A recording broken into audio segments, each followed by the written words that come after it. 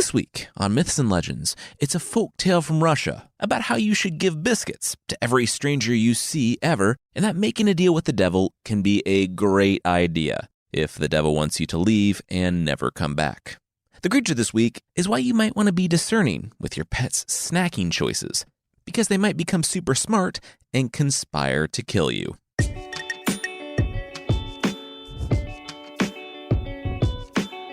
This is Myths and Legends, episode 204, Get in the Bag.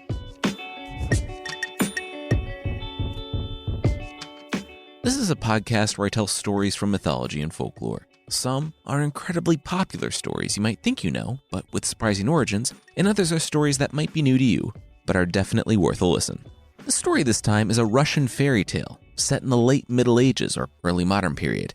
It's a fairy tale though, so none of that super matters. We'll just jump right in to meet a soldier on the day before retirement, with no idea what he's gonna do next.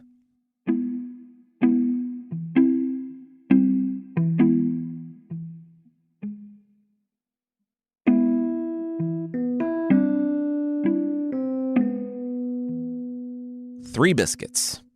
25 years in service to the Tsar, and the soldier was retiring on 3 biscuits. He was over 40 now.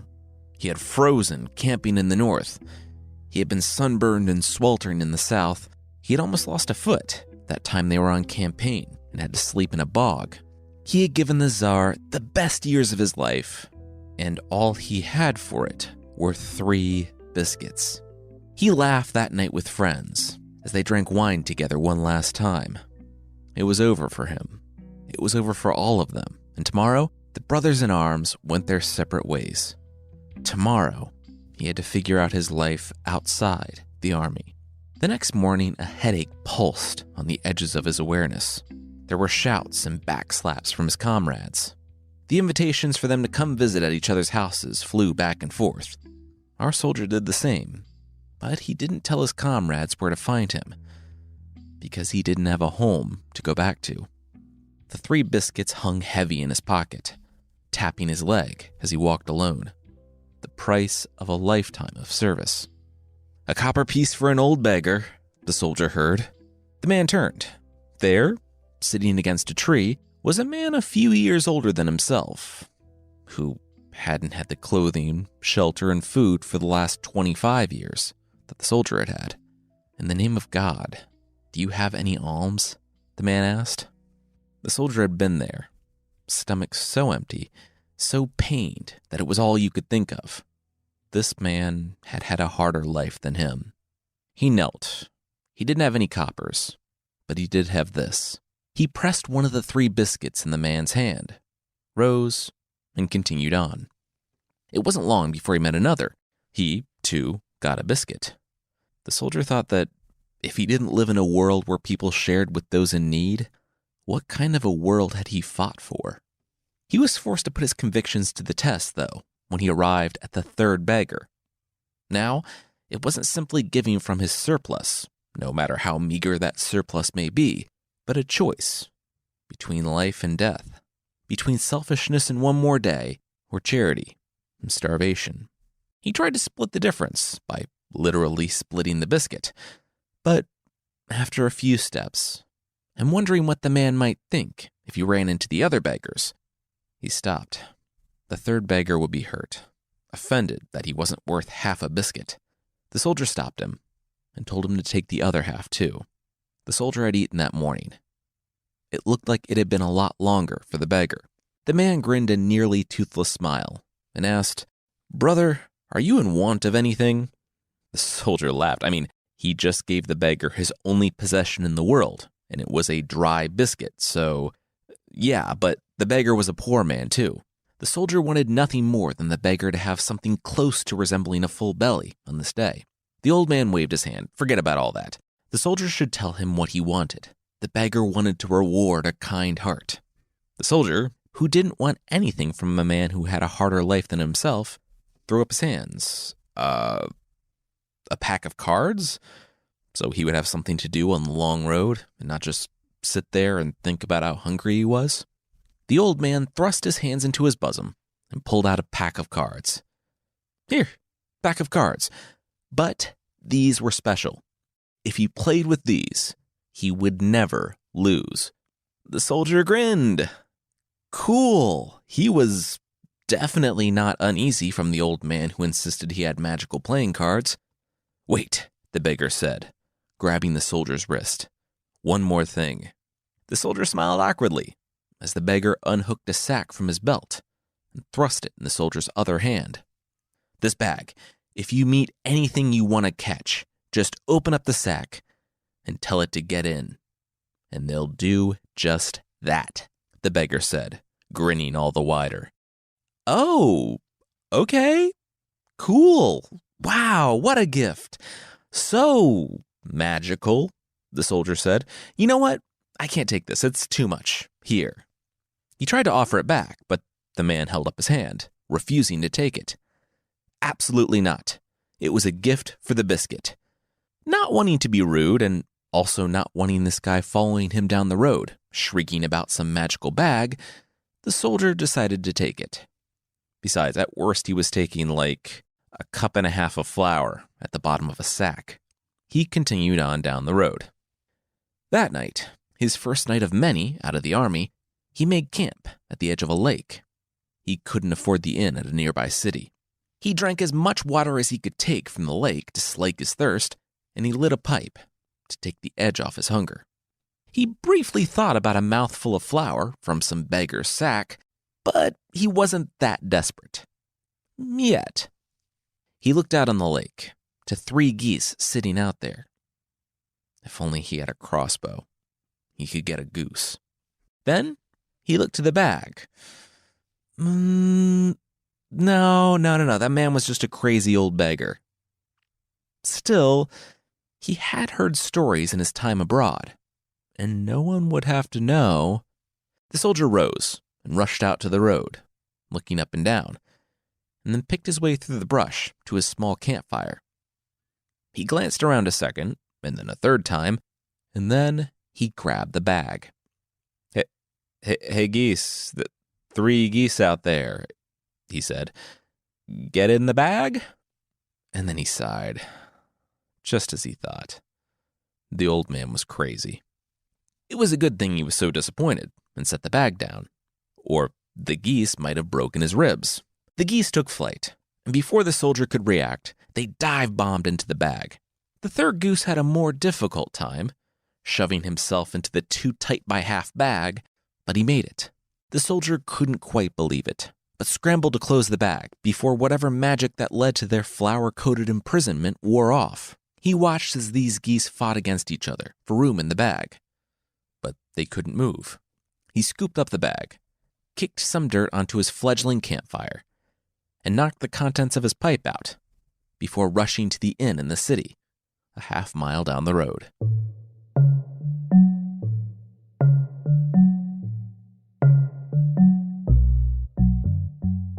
The soldier sat by the fire, completely content for the first time in years.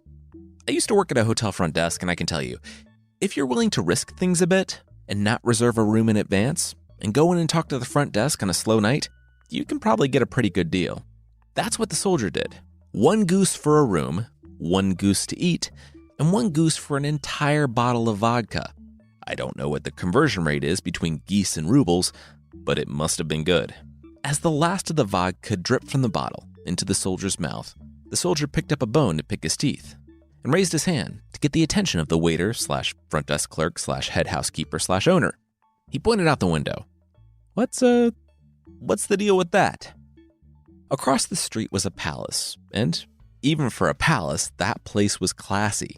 An entire year had gone into carving and painting every doorpost and window frame, but it was dark, and the window frames didn't have any windows in them. The innkeeper collected the bottle and scraps of goose. Oh, yeah, devils, devils. The innkeeper nodded. Yeah, it was like this big deal a few years back. The Tsar was chased out of his castle by demons. Every night they crowd into the palace and shriek and do all manner of terrible things, I'm assuming. It was a bummer for the Tsar. It was kind of an even bigger bummer for an innkeeper. One who just spitballing here, put it all on the line and took out a big loan to open an inn right across the street from the palace. Turns out not a lot of people enjoy falling asleep to shrieking demons. Kind of why I need to accept geese as payment. Well then, why doesn't someone just go in there and clear them out? Shouldn't be difficult, the soldier remarked. Yeah, that's your last full bottle of vodka for the night, bud, the innkeeper said, and took the plates away. But the soldier was serious. So serious that, the next day, he looked up the residence of the Tsar, who I guess was in the phone book, and just knocked on the man's door. And the Tsar, who was in this normal house without all the trappings of royalty, just invited the old soldier in.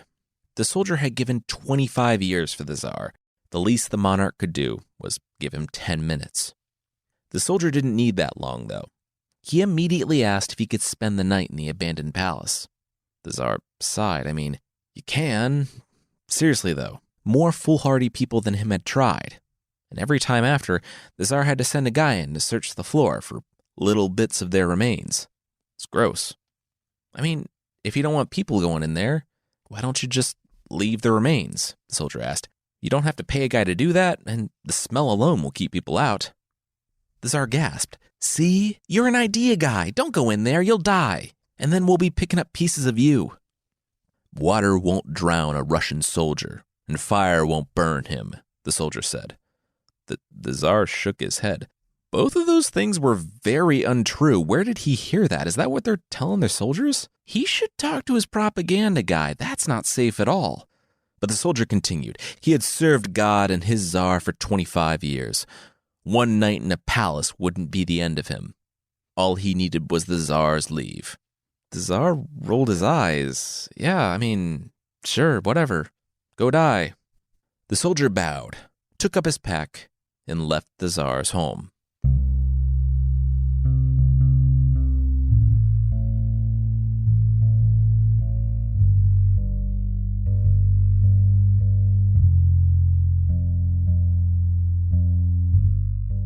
The soldier sat up against his knapsack. Sword hung on a nail behind him, and pipe glowing in his hand. Somewhere in town, the clock struck midnight. He heard their music first, a strange, harsh, discordant thing. Then the shrieking and singing. He heard the pounding of their dancing on the stone and wood as they materialized all around the room. In an instant, the soldier had 24 red eyes staring at him. Grotesque forms swayed over, studying him, and smiles of long, razor teeth filled the room, while the soldier simply stared back. The demons turned to one another. This was one of the fun ones. He wasn't scared. Put that pipe away, one of the demons commanded. There's smoke enough where we come from. It seemed the demon was a demon, but seriously, smoking is bad for you, even pipe smoke. The demon, seeing that their usual tactics weren't working, told the soldier to come play cards with them. The soldier grinned as he produced his own pack. He thought they would never ask. Cut to 2 hours later, when 60 bushels of silver and 40 bushels of gold lined the wall of the great room. The soldier, who had only ever played solitaire with the cards, was very happy to see that they, like the bag, were also enchanted. He won every time. The demons all stared longingly at the wall and pitied the porter, who was spending his night off bathed in sweat, running bushels of precious metals from hell. The demons looked at each other. They were losing so much money, but no matter what, they lost. What could they do? Then one demon spoke up. Guys, we're demons. Let's just, eat this guy. The others slapped their forehead with their palms. Silly me. Yeah, let's do it. Let's murder this guy. But they were neither quiet nor subtle. So when they looked back to the soldier, they might have expected him to be holding his sword. But he wasn't. What do you call this thing in my hands? The soldier asked. A bag? The lead demon said. The soldier nodded. Yep. Now get in the bag. All of you. The demons began trembling, not out of fear, but because they were fighting against whatever was happening in their bodies. Fighting and losing. They screamed as they took step after step toward the soldier. The closest demon was still able to cover his nose when he buried his face in the goose poop-coated interior of the bag, and soon the others were settling in. Mind you, this bag is magic in some ways, but it does not grow. It was snug for 3 doomed geese. The, dozen demons were crushing each other into a mass of horns and broken bones, and they still didn't have room. When all of them had compressed themselves into a smaller than average flour bag, the soldier looped the rope around the mouth and tied it off. He relaxed on his bedroll and went to sleep.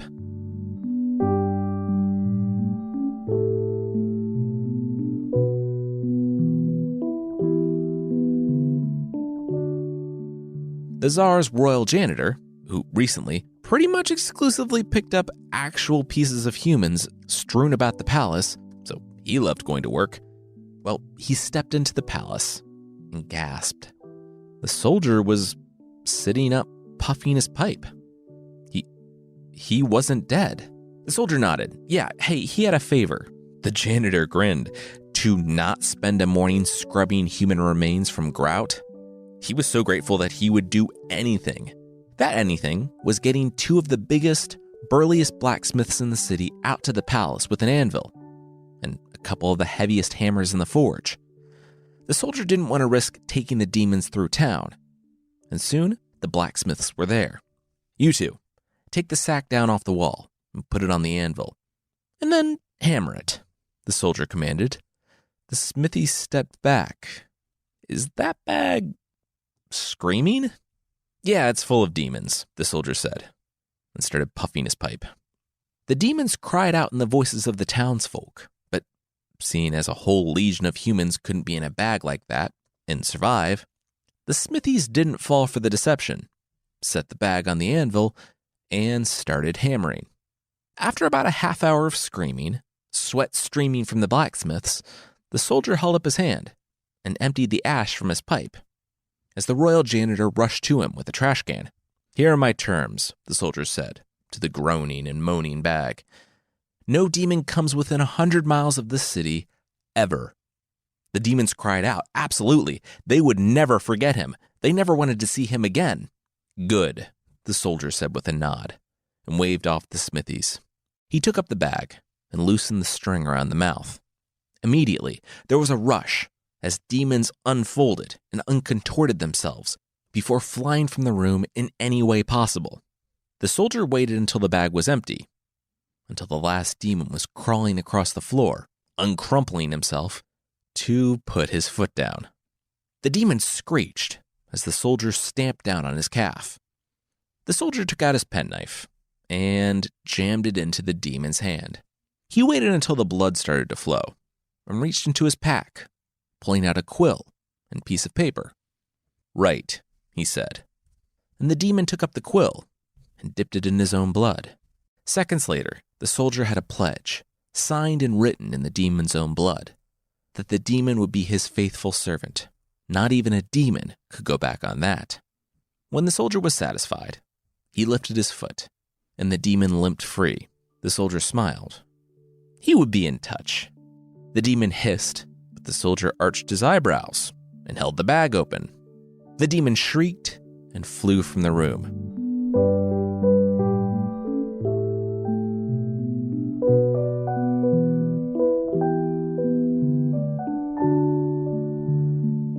We'll see the soldier return triumphant, but that will be right after this.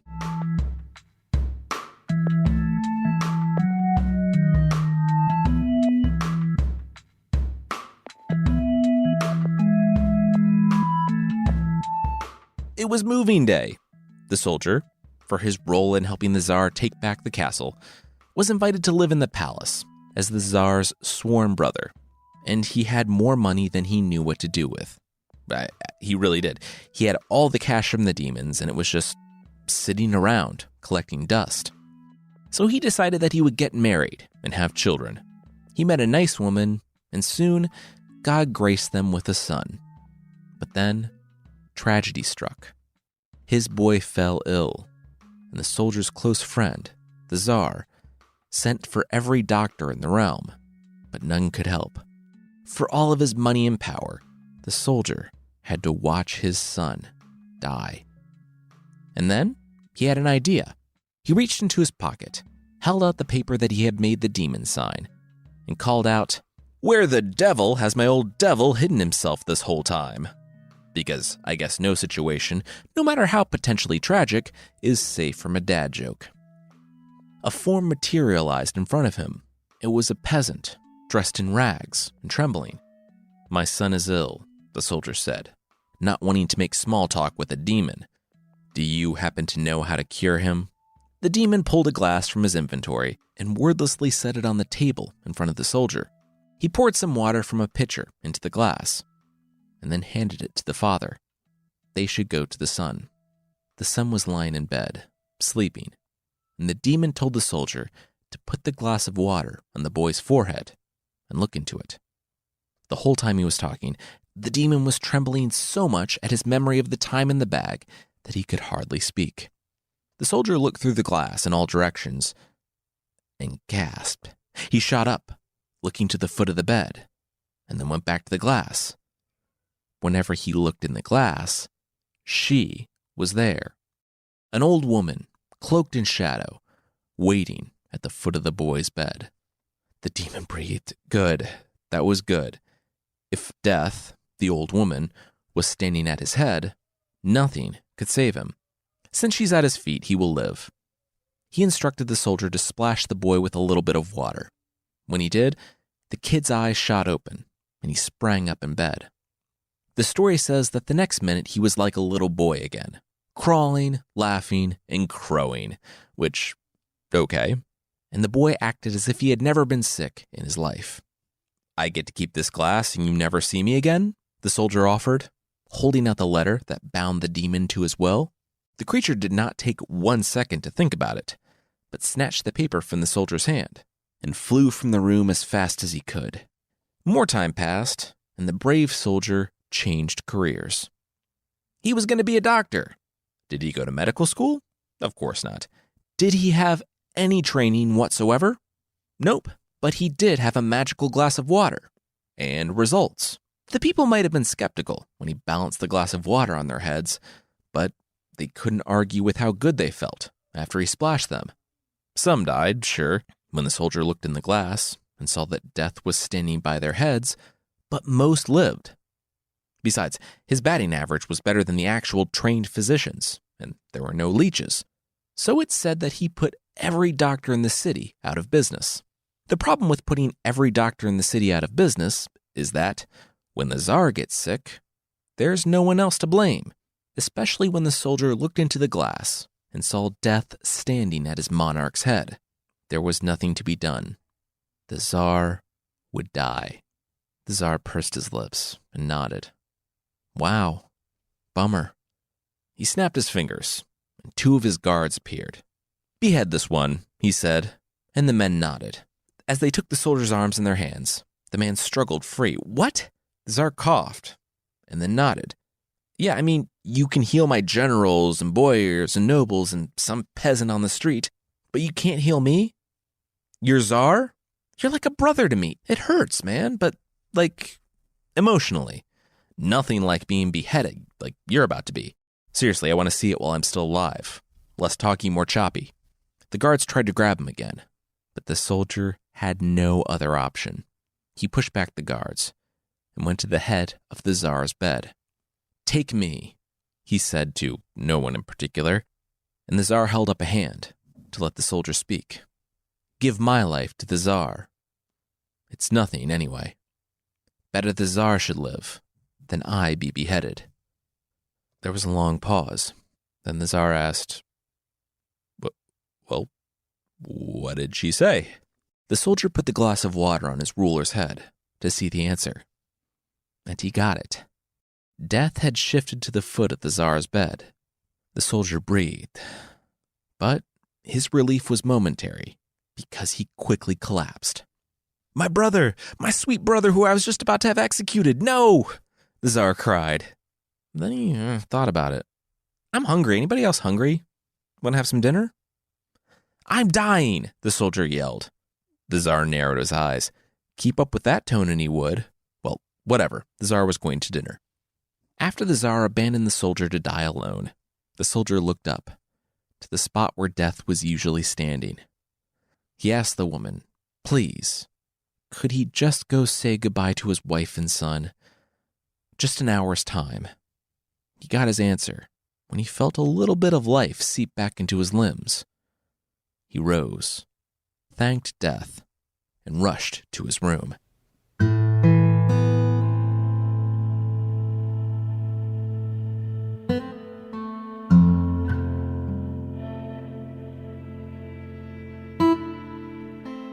He was cold.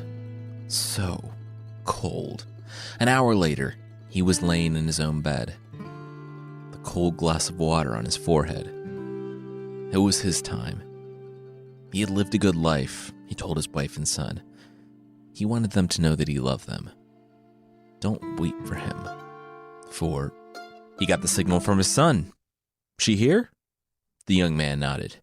The soldier threw off the covers and revealed that he was holding a bag. The bag. He looked up to where death always was in the last moments of a person's life and said, "Get in the bag." It was like a shroud of invisibility had been torn from the old woman by the bed because she was instantly, reluctantly visible. Luckily or unluckily, she didn't have to stand exposed for too long because she, too, was sucked into the bag. Knowing that this was the riskiest gambit of his entire life, which was about to be a lot shorter if not for said risky gambit, the soldier didn't mess around. He looped the rope around the mouth of the bag and tied it off, double, triple knotting it. He felt the illness leaving his body, and he took a deep breath and chugged the glass of water. He kissed his wife and son and rushed from the room.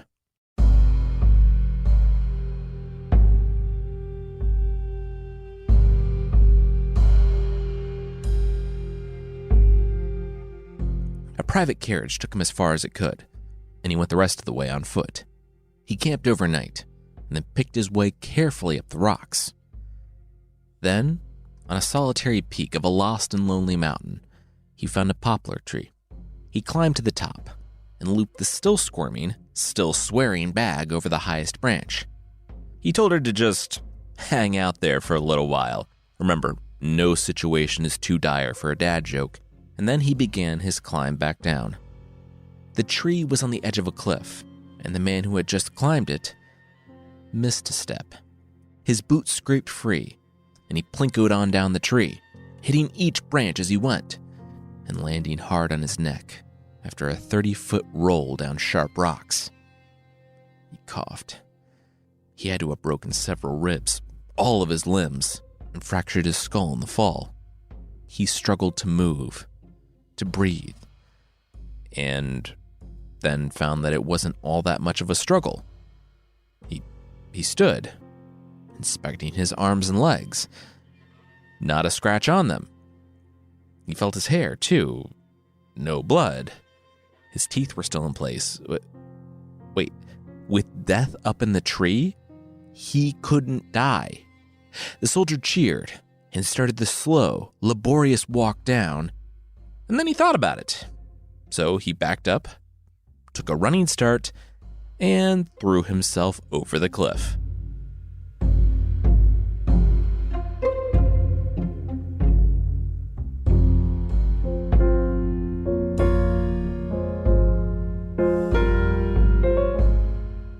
A world without death was an adjustment.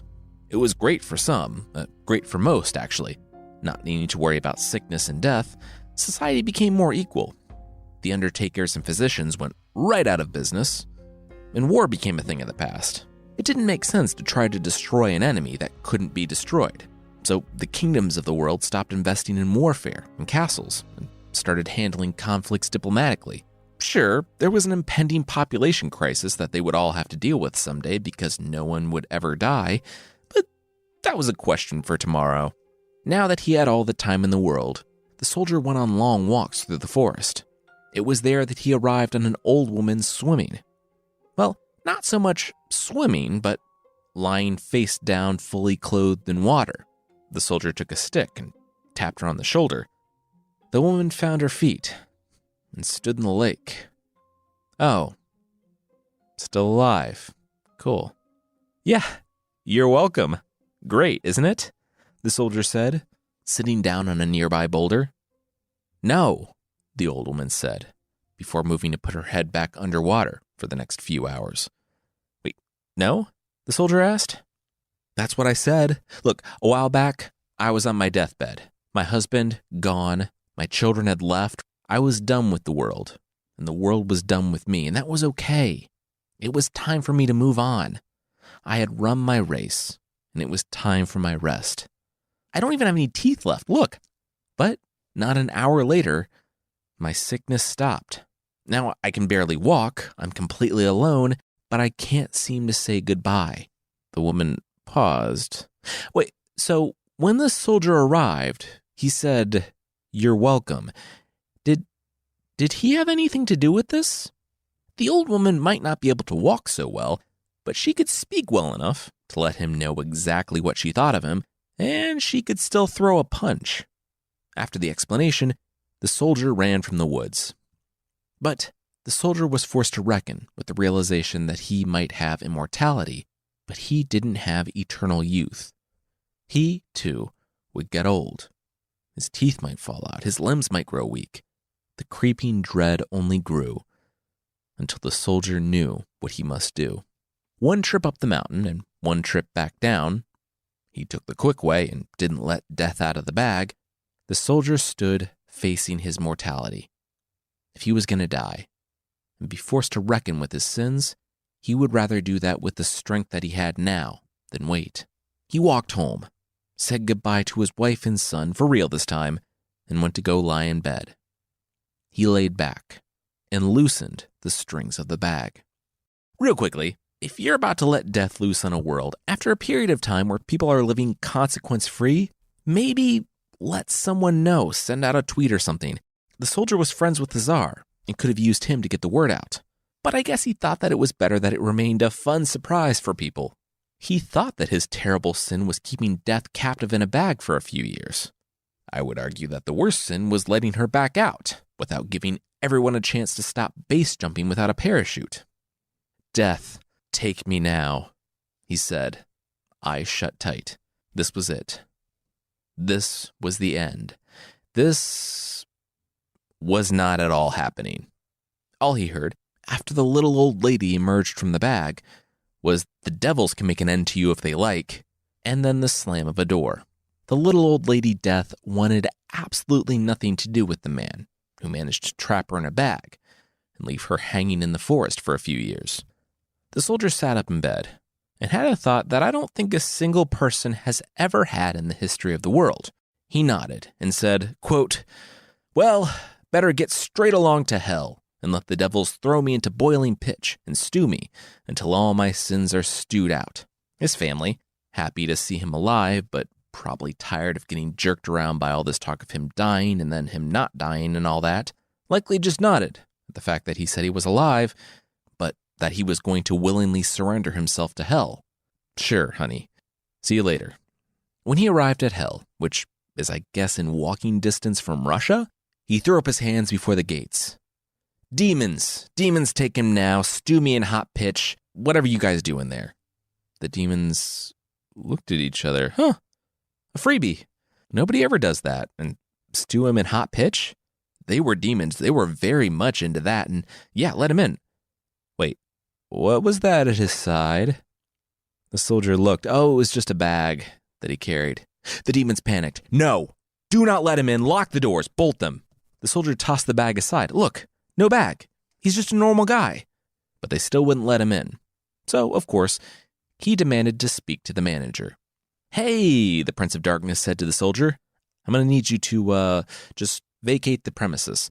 You're intimidating my guys.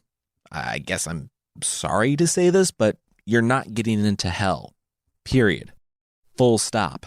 You don't have to go home, but you can't stay here." "So me being here is torturous to your demons, then?" the soldier asked. The devil said, "Yes, please go. Leave." 200 souls, the soldier said. The devil cocked an eyebrow. "Oh, So they were negotiating. The devil twirled his mustache. 225. The soldier did some quick math. That's more? That's not how negotiating works? The devil narrowed his eyes. Fine, 250, final offer, and you have to leave right now. The soldier, not turning down 25% more than he had asked for and not seeing what all the hubbub was about regarding a deal with the devil, accepted. And soon the gates of hell opened, and 250 souls rushed out. The soldier, still a soldier, quickly got the souls in columns. They got in line and started the long march up to heaven.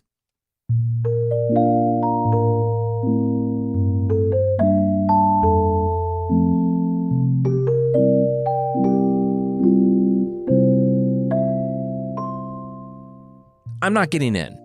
Are you serious? The soldier said. Check the list again. Peter shrugged. Look, it really isn't his call. He put his finger to his ear and nodded. Yeah. All right, they just checked with the big guy. It's not happening. There's no place for you here. Sorry, bud. He went back to scanning the tickets of the 250 that were released from hell. I'm going to be real.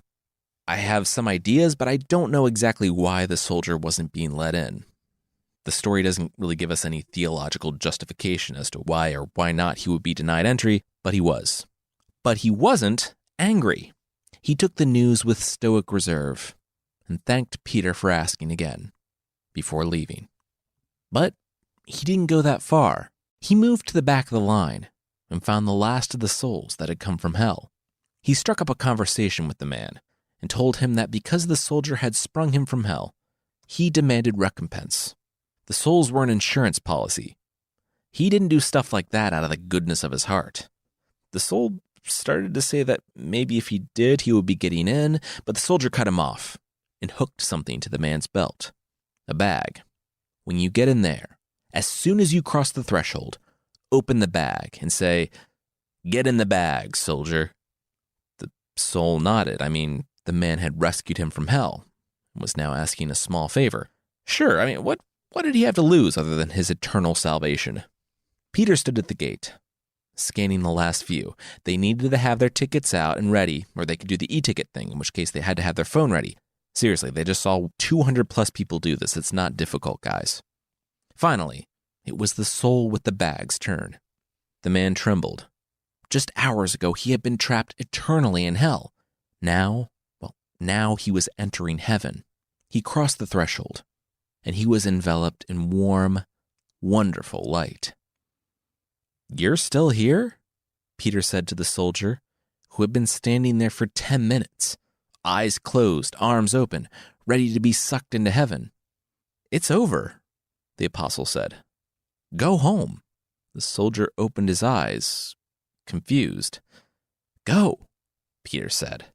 And the soldier said that he was just waiting for something to happen. Aren't we all? But look, no loitering, okay? I'm sorry you're not getting in, but you do need to leave. I don't want to do it, but we still have that angel with the flaming sword if you want me to bring them out. The soldier looked back one last time, with hope, to the gates of heaven. He sighed and started his long walk back to earth. Maybe it comes as a surprise, but the last soul, completely and forever free of the soldier's power and wholly consumed by the glory of heaven, didn't care to start off their stay in heaven with a sin. They took the bag from the belt, tossed it to the side, and never thought about it again. As for the soldier, well, he had a different fate. You see, he did return home to his very not surprised family. But as death came for each one of them, when he saw her again each time, standing at the side of their beds as they went, the soldier began to realize something. He felt fine. As the wizened soldier buried his great-grandchild, who had died at the age of 70, he had long since confirmed what he feared. Death wanted nothing to do with him. Neither did heaven, nor hell. As such, he would wander this earth forever. And the story says that the soldier, whose tale started with 3 biscuits and a good deed, is still out there, walking the world to this very day.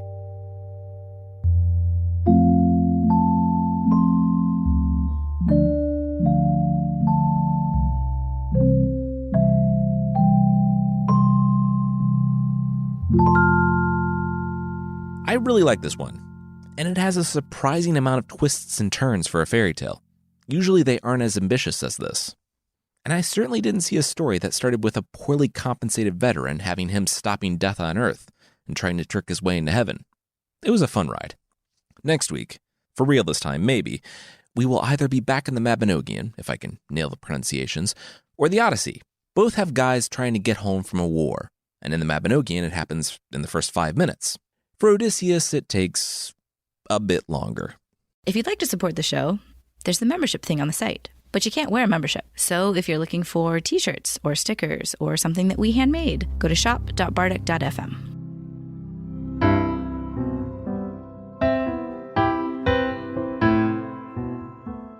The creature this week is the valravn from Danish folklore.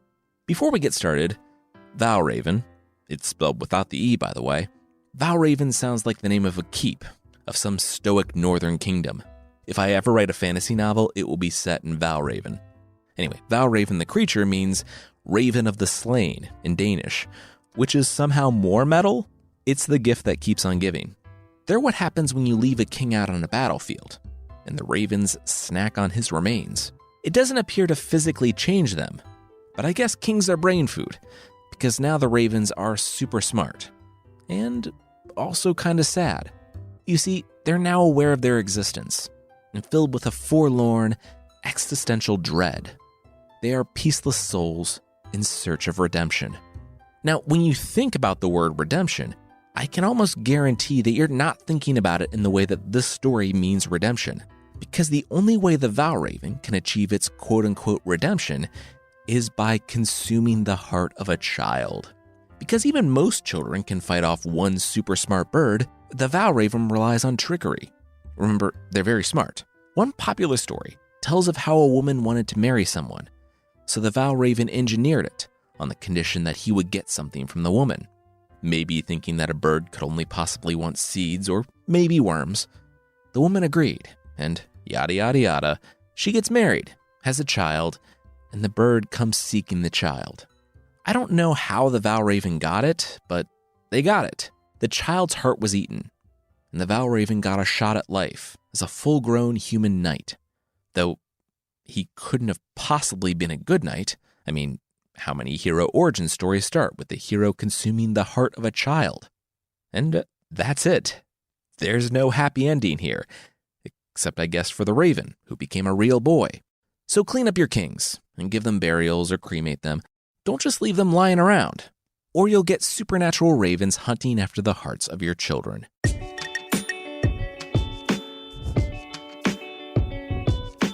That's it for this week. Myths and Legends is by Jason and Carissa Weiser. Our theme song is by the band Broke for Free, and the Creature of the Week music is by Steve Combs. There are links to even more music in the show notes. Thank you so much for listening, and I'll see you next time.